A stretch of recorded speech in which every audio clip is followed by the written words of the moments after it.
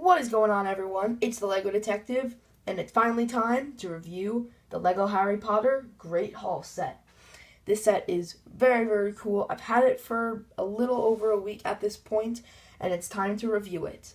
So, yeah, I'm going to try to go through as many as details as possible in a quick amount of time, but still enough time to look at everything with a lot of detail. So let's just start off with our minifigures. Let's start with the namesake of the series, Harry Potter himself. All of these figures are based off of the first two books and movies, so years 1 and 2 of Hogwarts. So they are still young at around the age of like 10 and 11 or so. So they do have short legs and a bit more of a childlike look. As you can see, Harry does have a new hairpiece, which I do really, really like. And this hair kind of looks like my hair. If I were to make a figure of myself, I would probably use this hair. Now, I do already have a sig fig, however, that's been something that I've had for a really long time. But if I were to make kind of an updated sig fig, I would use that hair. Speaking of updated, they've updated the wand mold. It's a completely new mold that they have. It's kind of hard to tell here, but this is actually a dark brown one. And it's not only much more accurate, but you can kind of angle it in the front of the minifig's hand like so to make it look like they're casting a spell. And it does look absolutely amazing.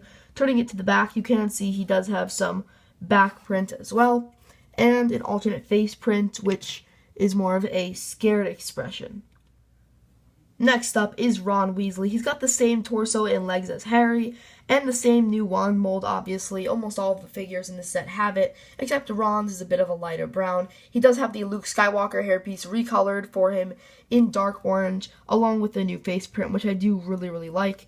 And when we rotate him to the back, it is shaky a bit, you can see he does have an alternate expression. And I definitely love how this looks. It really captures how Ron looked in the first few movies. Finishing off our dynamic trio is Hermione. Of course, the same Gryffindor robes, body, and the short legs as Harry and Ron. But I do still like that, how they're kind of just used for both genders, because you can make custom figures using your own parts using that. And she does have a new hair mold, which is just amazing. It looks exactly how she looked within the first few movies. And I do like the new face print. It's not the best, in my opinion. It doesn't look exactly like Emma Watson playing Hermione in the first few movies, but, you know, they still had to kind of fit it with the rest of the theme. And she does have, I wouldn't say a scared face expression, but rather more of a worried expression on the back. Next up is Draco. His torso is very similar to that of Harry, Ron, and Hermione, except he's in Slytherin, so you have some green and white stripe detailing because he's in Slytherin. He's got a dark brown wand just like Harry, and he does have his classic Draco sneering expression on. The color for the hair is a bit too bright in my opinion. I would have liked if they just used tan. And here is the alternate expression on him. It does kind of capture his character. However, I would have preferred kind of a smug smirk, which would be a bit better, because Draco doesn't really kind of make that kind of gritting teeth expression. But the face that you see here is definitely a good representation of his character. The final student at Hogwarts is Susan Bones, who is in Hufflepuff, so it is nice that you do get that Hufflepuff uniform for her. And she does look like Ginny if you look at her from a distance, but she is not supposed to be Ginny, which makes me feel that since they haven't made a Gilderoy Lockhart yet, they haven't made Ginny, and spoiler alert, Tom Riddle's diary is not included in the set, and the Sword of Gryffindor isn't included in the set. I'm actually feeling like they're going to do a Chamber of Secrets set, which would be very, very cool. But yeah, she definitely does look like Ginny. You could probably just take her head and hair and put it onto one of those Gryffindor uniforms, and she would look a lot like Ginny. Her hair is actually kind of hard to get off. And here's the kind of generic face print. This face print was actually featured in the Lego City line.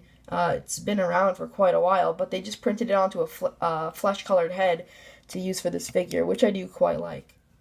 What a better way to start off the teachers at Hogwarts than with the headmaster, Albus Dumbledore, based off of the actor for the first few films. Unfortunately, before the Prisoner of Azkaban came out, or before they started filming for it, he unfortunately passed away, so they had to get a new actor.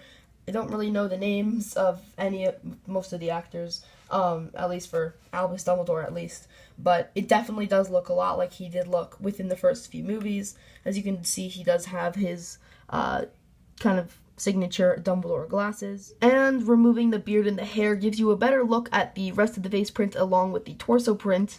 And with swiveling it around, he does have a print without his glasses and some back print on the torso. Next up is McGonagall. She also has some really nice and intricate torso printing if you just get a good look there. Unfortunately, her alternate face does kind of show through, but just another great look at that frontal printing. And here she is with her alternate face. It just looks perfectly like the expression that she would make in the movies. And finally, for the teachers at Hogwarts, we have Professor Quirrell over here with the newer turban mold used for him, which does look very nice. He does have some printing on the torso showing how the turban kind of hangs down. In the movie, I remember it kind of went onto his back a little bit. Like there was a piece of it kind of came down here and then around and then hung over his back. There's printing there, but that's not printed on it. Whatever, it's honestly not the biggest deal in the world. He does have the light brown, brown wand, just like Ron. And, spoiler alert, he has Voldemort fused to the back of his face. So you can swivel him around. And there is what it's supposed to be, Voldemort. It is actually accurate to the movie, however, compared to older versions of Voldemort, it just doesn't really resemble it that much. However, when you compare the two scenes, like when you compare the actual Voldemort from the movies compared to how it looked on the back of Quirrell's head, it did look a bit different.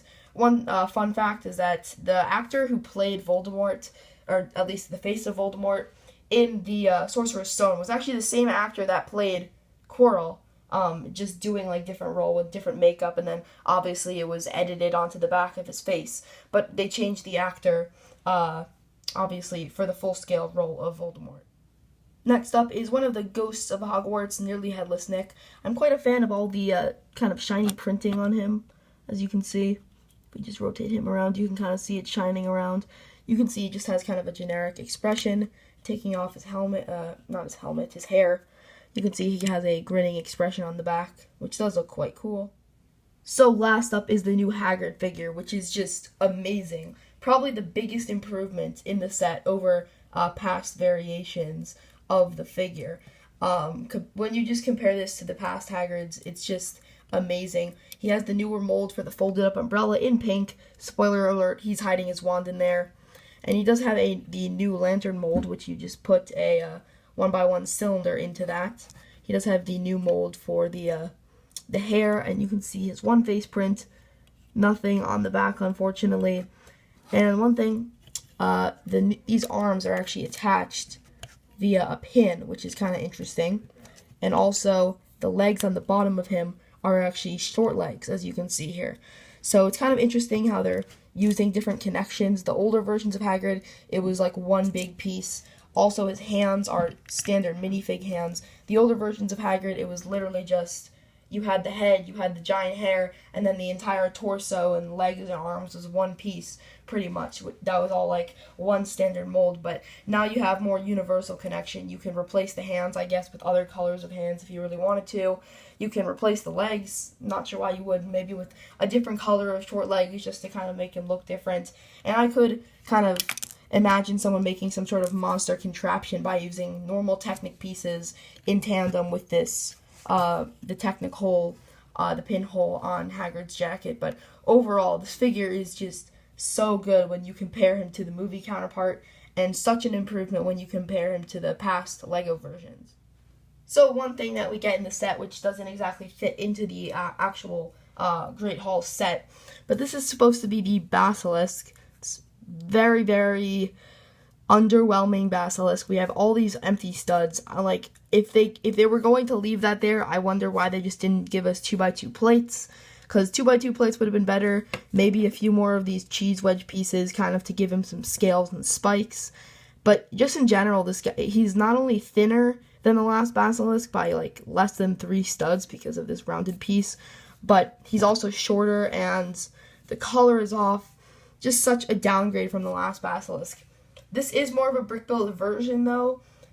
So in the last Basilisk might have felt a little bit not Lego like to you. You do use the Mixel style ball joints in here to pose him up, and stuff, and you do have hinges to pose his mouth. It doesn't really look good when it's closed. It looks kind of good when it's open, but yeah, my theory, and I said this before when I showed you the Susan Bones figure, that they haven't made Ginny, they haven't made Tom Riddle, they haven't made Gilderoy Lockhart, and you would expect that some of those figures would be in maybe the minifig series. Tom Riddle's diary and the Sword of Gryffindor are not included in this set. And the Sword of Gryffindor and Tom Riddle's diary were both very important in the scene in the Chamber of Secrets. So my theory is that they just included this kind of to have like an enemy for the students of Hogwarts to kind of fight, just to have some kind of opposition or some kind of like two sides of the set. Like you have the students and teachers at Hogwarts, and then you just have the basilisk over here. But yeah, I feel like they will make a Chamber of Secrets set with a bigger basilisk in it, but for now it's kind of a bit of a disappointment. So the set does include a little boat here that you would use to get to Hogwarts. You only get one, but it's just using like this pretty generic Lego like one piece little dinghy boat piece. It's been around like for a really long time, since the 80s, with a little lantern built on top. As you can see, I fit kind of comfortably 4 of the figures, 4 of the 5 student figures. You could kind of just put Draco in kind of sideways like that. So yeah, you can fit a group of figures on here, which is nice. And obviously, it's not made out of many pieces, so if you really wanted to, you could probably just bricklink the parts and make a few more of these to add to the set. That would be pretty cool. But enough looking at kind of the extra accessories. Let's look at the actual Great Hall. So as they take the boat to get to Hogwarts, they're going to arrive at this little dock here. As we zoom out, you can tell it is extremely small. It's literally just a 2x6 plate attached kind of at an angle to Hogwarts, just enough to kind of get your figures and have them come out of the boat. Definitely could have done a bit better. I don't think it would have been too hard to get a bigger dock, but you know, they kind of had to do what they had to do, and I definitely still think that it's nice. While we're here, we'll just take a look at kind of the doors to Hogwarts, or to the Great Hall. As you can see, we have this little kind of railing area, and we have a door which goes into the tower to the side of the Great Hall, and we have the doors to the Great Hall themselves. If I can get them open, I'm just going to open them from the back, and there we go. I just broke something off. Let me fix that. And picking up the camera, you can see we do have a little clock right there, which does have a sticker detailing on it. And as I bring my camera past the side of the Great Hall, you can just see all the detail that's been packed into it, which I really, really appreciate. We have this giant window on the side, which it took a really long time to put all these window panels in, but let me say it was definitely worth it. And as we take a look at the other side of this tower, and you get a little glimpse of the inside of the Great Hall. But before we go into Hogwarts, let's take a look at the roof. It's a pretty simple design. We have these kind of spike pieces. I'm not sure if they're new. These little green pieces over here are actually the the ski pole pieces reused in sand green, which is really cool. I believe this is a new mold. And we have the big tower over here, which you're actually already starting to see one of my posters, which is on my wall, just because this tower is just extremely tall. So let's take a look inside the Great Hall. As you can see, we have 4 tables. They are pretty small, and you can sit some of the figures towards the side, as you can see here, on these little benches, which are just only 1 stud thick. However, it does make sense since these figures do have the short legs. Now, these are small. Obviously, this is a much undersized Great Hall, but I do appreciate that you do get all 4 tables. You also have some brooms, 1 there and 1 black one in the corner, and 1 element of food on each table. We have a tea kettle and a cup. Over here, we have some kind of ice cream dessert. It looks like a cupcake over here, and a turkey leg over there. I would have liked if there was a bit more food included, because in the movies and in the books, it was described that it was like a feast. There was food everywhere that just magically appeared, and yeah, would have liked if there was more food. Definitely one of my main modifications is going to be adding some more food to this. You can see that we do have the new rat mold for Scabbers. I'm not sure if this was new just for Harry Potter, but it is used here. Come on. If it'll focus. Okay, yeah, you get the point. And over here we have Hedwig. That focused well, nice. And as I lift up this flag here, you can see we do have the teacher's table. If I turn on the light a bit more, you can see in that a bit better. We have 3 seats. One of them is kind of a more reclining chair, which is meant for Dumbledore. As you can see, it moves back and forth. And you do get McGonagall, Dumbledore, and Quirrell. So 3 seats, 3 professors. It works. And in the back there, we do have what I believe to be the Quidditch trophy. And taking a better look from the top view, you can see all the stuff inside the Great Hall a bit better. But we also have flags for Gryffindor and Slytherin, which you can rotate up and swivel around and back. They are stickers. And then it reveals Ravenclaw on the back of Slytherin and Hufflepuff on the back of Gryffindor. Also, we have the floating candles, which are just attached to this Technic piece with some rods to kind of make it look like they're floating. And the molds for the flame and candle are both new for the Harry Potter line, which is very, very cool. Now it's time to take a look at the kind of spire off to the side of the Great Hall. As you can see, we have this little table here, which seems to have a little frog on it. As you can see, it is molded in yellow. I'm not sure if it's supposed to represent an actual frog or some kind of statue, but it is there. We do have the, what would be the moving staircase. This is more of a spiral staircase, and I really like these pieces were introduced for the Harry Potter line back in 2002, I believe it was, and they're still using them today, which I think is just amazing. The only other thing in this room is a broom, which is kind of hidden by the staircase, but that's pretty much it. And going inside to the room above, it seems to be some kind of potions room. Let me turn on the light a bit brighter again. We have a cauldron with a bunch of Paraminers crystals inside there in green. I'm not sure if that's supposed to represent an actual crystal or rather kind of gas or bubbles or the product of some kind of potion mixture. We also have a smaller cauldron piece inside of there with another crystal piece in there. And a little table with some potions bottles and a goblet. The next level up is kind of basic. We have a little spider off to the corner. And we have this treasure chest over here. On a jumper plate, you open it up and you get a bunch of crystals in there. We have bright green, just trans clear, purple, yellow, well all these are trans, and red. The red one might represent the Sorcerer's Stone, but it's just thrown in here, so you can use it however you wish. And then over here we have something kind of interesting, which is the new mold for the Sorting Hat. Let's just look at this Sorting Hat and just look at how detailed and great looking it is. I just love the new mold and kind of the quote-unquote face and eyes and mouth kind of in it. It's just the most accurate thing probably that we've ever gotten to the movies. This thing is absolutely amazing. It does go onto the heads of minifigs.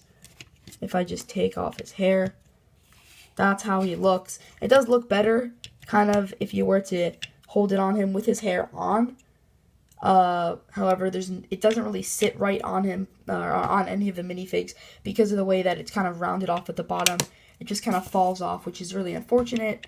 But nonetheless, I think that this is a great molded piece.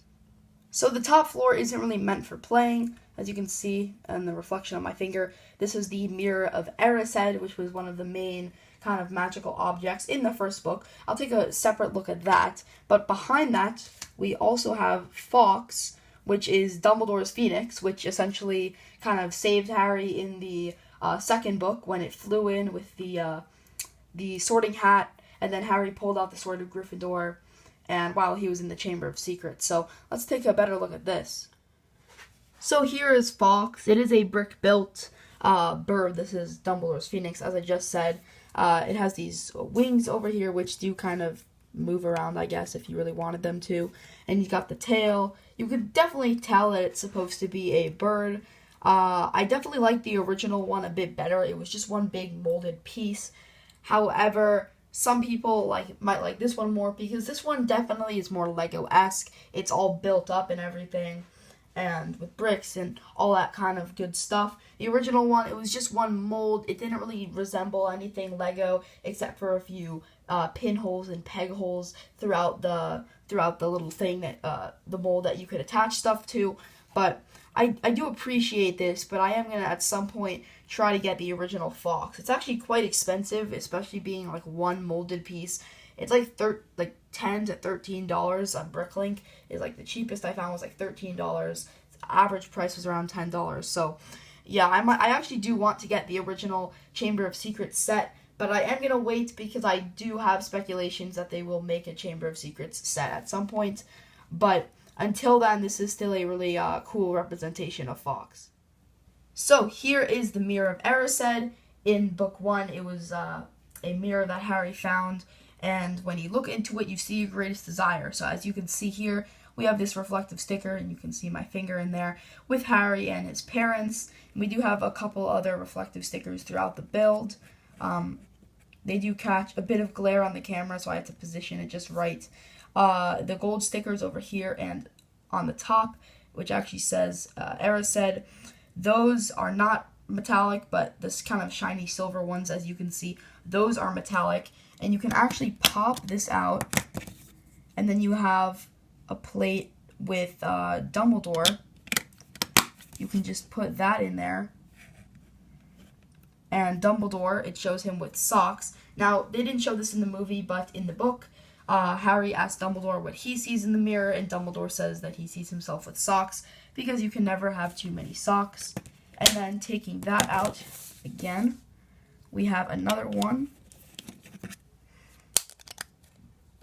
which shows Ron as a Quidditch champion. And the reason I thought that the trophy in the Great Hall was a Quidditch trophy is because it does show it on this picture. So that's pretty cool as well. And then you know what the last one is. It's Quirrell with the Sorcerer's Stone in his hand, because that's what he sees in his hand. But obviously, that's what that's his greatest desire, because he is actually Voldemort. And obviously, you know how then Harry looks in the mirror, and then he actually finds the Sorcerer's Stone in his pocket. In one of the video shots throughout this entire video, I have hidden this original 2004 Voldemort figure, which was a figure which I really wanted, kind of as I was reading the books, but obviously I've always been into Lego, so, you know. And I actually got this for my birthday really, really long time ago, because I really wanted it. And I hid it somewhere throughout the video in one of these video shots of the set. And if you can find that video shot and tell me when it is, like give me the timing in the video, then if you're correct, then I'll give you a shout out in my next Lego Harry Potter video, which will be actually how to modify this set. So I'm definitely looking forward to that one. But yeah, I guess that this is a bit of a contest that I'm having here. And here is a box, Hogwarts Great Hall, 878 pieces, 75954, 9 to 14. There it is, kind of all the main Harry, Ron, and Hermione from the movies. That's awesome. All the minifigs. A cool action scene of the figures. Flipping it over, it shows how you can swap out the different parts of the Mirror of Erised, the swappable flags, how you can combine it, all the students with the Sorting Hat in the Great Hall, Harry fighting the Basilisk, the students arriving, moving staircases, and all that good stuff. So there's my review on the Lego Harry Potter 2018 Great Hall set of Hogwarts. This is a really, really great set. It should be a bit cheaper if you wanted to have it that 10 cents per piece price per part ratio. However, $100, I still think that for what you get in this set, I feel like a lot of these minifigs are going to be sought after. And just in general, the Great Hall, kind of the main part of Hogwarts, it is going to be a very, very popular set. So I recommend that if you're a Harry Potter fan and a Lego fan, then you should get this, just because it's so cool. This is probably one of my favorite Lego sets that I've built recently, or within the past year even. I'll say that. It was such a fun build. I definitely recommend that you check out some of the build updates that I did on it. But yeah, thank you all for watching, guys. This is the Lego Detective. Please comment, like, and subscribe, and I'll see you guys in the next video. Bye.